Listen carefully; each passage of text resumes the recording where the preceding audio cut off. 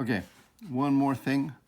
We want to talk about distance between notes, which is intervals, and we'll get into it in very detailed ways soon in the term.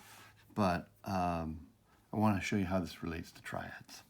So here's my treble clef, and I'm going to go D, F, A, right? D, F, A. Dangerous French alpacas. This is a D chord, right? A D triad. All right. I want to identify these notes down here, D, F, and A. And we're going to count the number of keys that it gets from one to the next. So 1, 2, 3. To get from D to F, you have to go through 3 keys, right, on the piano, or 3 what we call half steps. Piano key is a half step, or sometimes they're called semitones, right? And then from F to A, it's 1, 2, 3, 4. See how that worked? Hold on. 1, 2, 3, 4. Okay, so from here to there, it's 4 half steps. And that's important. It has a certain sound. Here's my D, and my F, and my A. Okay? All right. By comparison, let's look at our C chord. So this here is 3 half steps right there, and there to there is 4 half steps. Now if I do my C chord, keg, C, E, G, okay, there's my C, there's my E, there's my G, and we count the number of keys to get to there. It's 1, 2, 3, 4. It's 4 half steps. And from here to here, it's 1, 2, 3, because there's no black key there. So that's only 3. So it's opposite.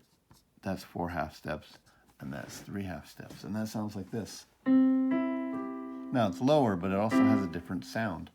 Now, the difference between these two, like the distance from note to note, is inverted, and it changes what we call the quality of the sound of the triad. Okay, so if I have a triad, I'm just going to pick one same note. Okay, so here's my C chord, and it's 4 half steps from C to E. So there's my C, and then 1, 2, 3, 4, and then 3 half steps up to the G. 1, 2, 3. Okay, that has a name. We call it a major triad. 4 plus 3, and it has a certain quality. Now, if I were to make it 3 plus 4 by lowering the middle note, like this, right, then it will change it. So 1, 2, 3, and then 1, 2, 3, 4. And you can hear the difference. This is called a minor triad when it goes 3 plus 4. As opposed to major triads, 4 plus 3.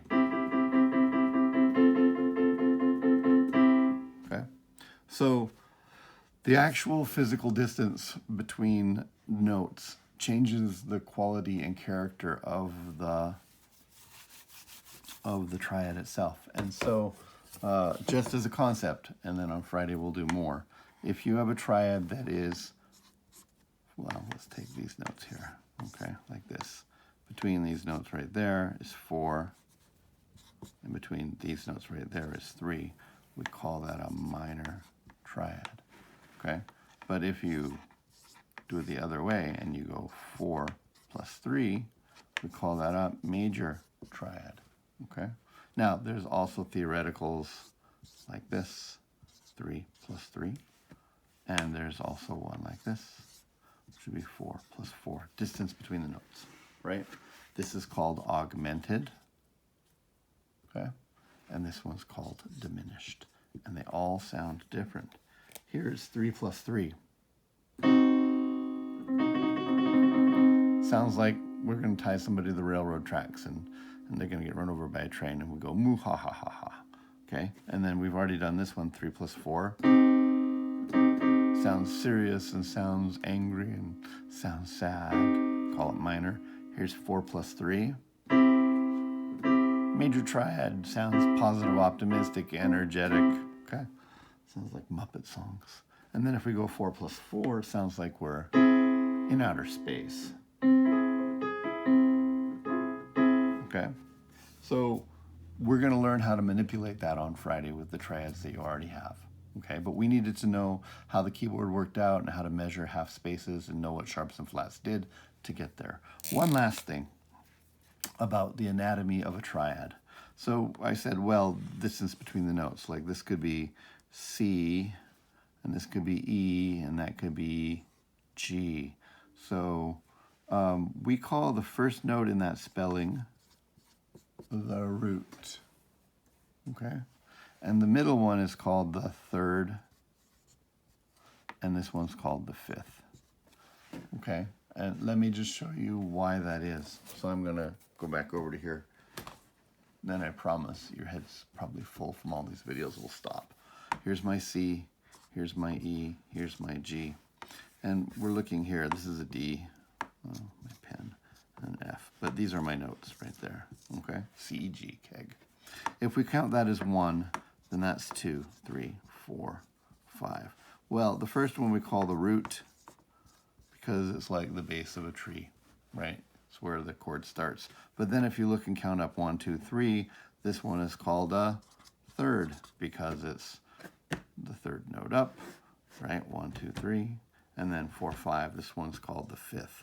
And it's terminology that we'll talk about, like how do you change a major triad into a minor triad? You flat or lower the third. Not the third note, but the note that's a third above the root, right? So first note is called the root. Next note is called a third because 1, 2, 3 steps. 4, 5, the next note is called the fifth. And we'll learn how to modify those. Woo! Good for you for getting through this.